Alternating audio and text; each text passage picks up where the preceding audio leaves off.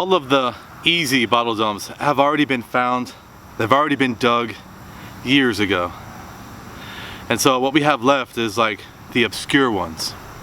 So what I'm doing is I'm using a metal detector to go back and forth in some of the drainage ditches. And if you find a spot that's just loaded with iron, just absolutely loaded, that might be a place where people dumped. And where I'm at right now, I don't know what happened, but this place is like, there's a lot of glass here.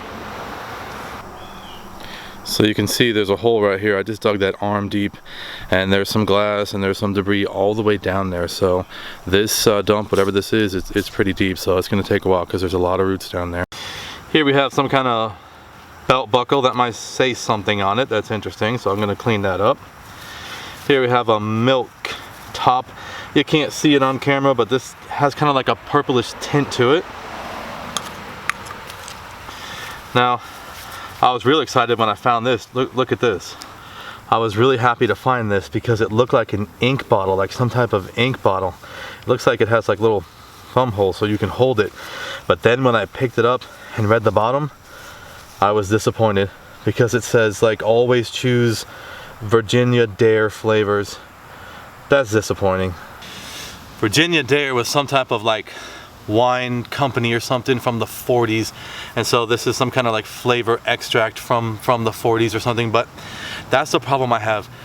Whenever I bottle dig, like so much stuff that I find is just 40s, and like stuff from the 40s is okay, but a lot of it just is just recycling, you know. So I thought that if I dug a hole 3 feet deep, I'd hit like 1900s, but it was 40 stuff.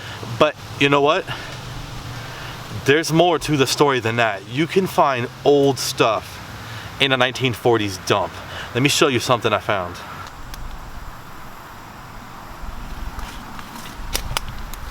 You see, back in the 1940s, people that were alive in the 1800s and the early 1900s, they were starting to leave us. And they left behind garages and basements full of old bottles, and their family members at the time just cleaned it out, loaded it up, and just threw it in the ditch like everybody else did in the 40s. So that's the story. That's how you can find old cork top bottles, even from the 1800s, mixed in with 1940s junk. And this right here is furniture polish. It says liquid veneer on it. Yeah, liquid veneer. So that's furniture polish. So this bottle I think is about like 1910. This is wonderful. This is very nice right here. Here we have a cork top embossed bottle, and I can't read it, so that, yeah, I think it's in French. So here I am digging stuff 3 feet down from the 40s, and I find this much older bottle on the surface. So I'm not sure exactly how that works, but there it is.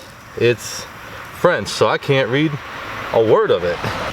So what happened here, you see that, you know, back in the 40s somebody threw this junk here, and this old bottle right here just happened to be in their pile of junk from somewhere, some way, and it was thrown out here. So it is possible to still find good embossed cork top bottles. You just have to go for the obscure spots. So I'm very happy with this, man. It's been a while since I found something like this. The top has seams that go almost halfway up right here, and then they stop. So I think that means something. Is that like blown in a mold, but not machine made? I think something like that. So, but we'll worry about that later. Right now, I'm going to keep digging because it's getting dark underneath all these trees, and so let's go.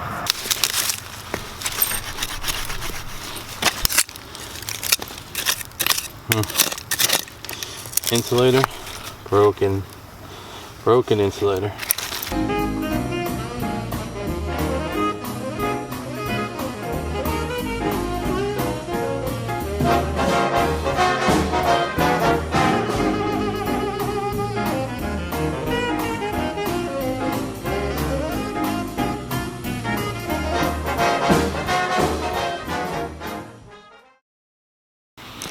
Here's a common find that I just found, and it's new.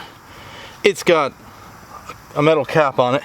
It's really nicely embossed, and there's a story to it. You see that guy right there? I'm losing my light. Let me go find some light and we'll do this. This is a common bottle right here. There's a guy on this bottle and he was a millionaire and he went through a bunch of wives and he built a mansion and he lost his mansion and he died broke and nobody came to his funeral, but he was like some kind of millionaire and they called him the Ken-Jolla man.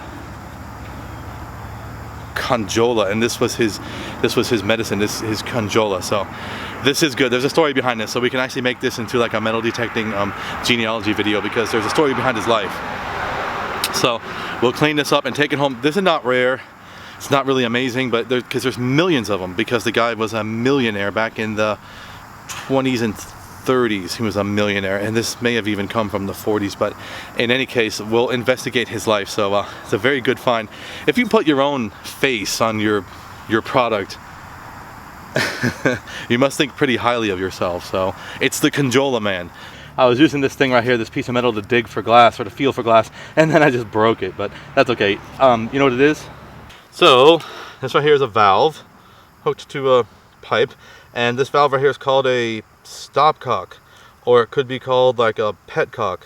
All dumb names, but it's just a little ball valve that you would turn, and this right here would drain the fluid out of like your Model T. Like you could open that up and drain it out, like an aftermarket part, but it didn't have to be from a Model T. It could have been from a number of other things, but these things right here were on Model Ts. I know that. The debris in this ditch goes down about 3 feet, and I'm losing light fast. And tomorrow it's going to rain, and it's going to rain for the whole next 2 weeks. So we're going to dig a little bit more. We'll take Ken-Jolla man back home and wash him up, and then tomorrow we'll go to the library and I'll see if I can find some information about his life and who he was and the story. So it'll be raining tomorrow. Before we start talking about Gilbert Mosby, I just want to show you these beautiful bottles again. This one right here is turning purple. Every time I look at it, it gets darker and darker. So it's furniture polish, and it's probably, I'm guessing, about 1910 because it's a machine-made bottle. So very good find. It's hard to find these not broken. Now, what's amazing, and this is truly amazing, this bottle right here is in French. I can't read it. I think it says oil hair for your something. I don't know. I can't read French. If anyone can read French, go ahead and maybe you could comment and tell me exactly what this says. But this is a blown in a mold bottle, which means that these guys right here, look at these guys. These guys, that's what they did. They made these blown in the mold bottles, and so I'm thinking this is like 1890s to 1900 because this style of bottle quickly became popular after 1900. So you never know what you're going to find. It's a beautiful bottle. It's obviously imported, and I'm very, very fortunate to find this. I love it. Gilbert Mosby was the Ken-Jolla man. He was a prohibition millionaire, but he didn't start out that way. He started out with low-level odd jobs, a waiter, a factory worker, and that allowed him to make a very important amount of money, $3,000. He took that $3,000 and he started his own home bottling company where he bottled medicines that were made out of herbs and alcohol. Now, his medicines didn't take off and sell big time initially. That wouldn't happen unless everything aligned perfectly, and it did. You see, the idea of making an honest living, selling some type of medicine, that's not what makes you millions. The only way to do it is to find a situation where you can do what every business person wants to do. Sell product when demand is very high and overall production low. And that is exactly what happened to Gilbert Mosby. Because of prohibition, alcohol was now illegal. And so the industry went from mainstream to below ground. And that is where he found his niche. This right here was medicine with a very high alcohol content. And his niche market, his niche market, if you will, was people that didn't want to be associated with a bootlegger. If you wanted to buy booze Well, you could find a bootlegger in a dark alley somewhere and make a connection, or you could go to a speakeasy and you could find alcohol there. But there's a lot of people that did not want to be associated with any of that. And this allowed people to buy alcohol mainstream. Now, in order for that to actually work, somebody had to have gotten some kickbacks.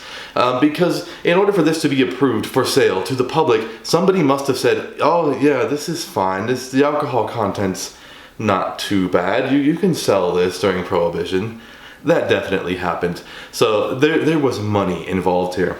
Now, Ken-Jolla man here went from rags to riches, and he went through a couple of divorces. He had 4 wives, and all of his wives were nightclub performers in one way or another.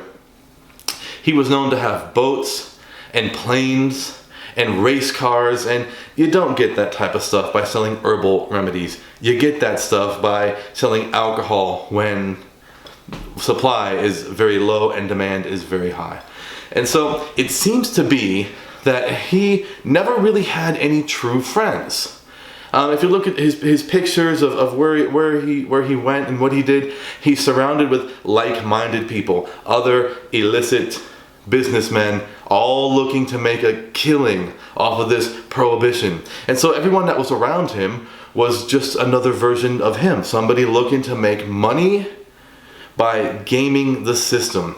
And even his wife, his first wife left him and got his mansion. He had a $500,000 mansion back in the 20s, and she got that, and that was a famous divorce case. And so that's what got people thinking about him and knowing him was how much money he actually had to pay when he got a divorce. But it didn't matter to him because there was always another nightclub entertainer somewhere that would be interested in his money.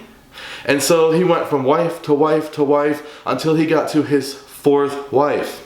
By that time, Prohibition was over. His millions were gone. He was an old, lonely man, and his wife left him. She left a note, and she disappeared. Well, Gilbert Mosby gets up from taking a nap, walks out into the street, and mysteriously dies. Witnesses say that he just fell and hit his head and he died. But witnesses could also be paid off. And isn't it ironic how his wife just happened to leave and be gone the day of his death? And so at his funeral, about 8 people were there, including George Remus, another famous bootlegger who, got involved in some kind of murder for hire. He killed his wife, he pled insanity, and he's a bootlegger. And bootleggers do what bootleggers do. And so the other people at his funeral were basically gawkers. His wife, any wife, was missing. No one could find his wife. All of his wives were gone. And so it seems like he never had any friends. And what really drives that point home is that he's actually buried in an unmarked grave. A former millionaire buried in an unmarked grave.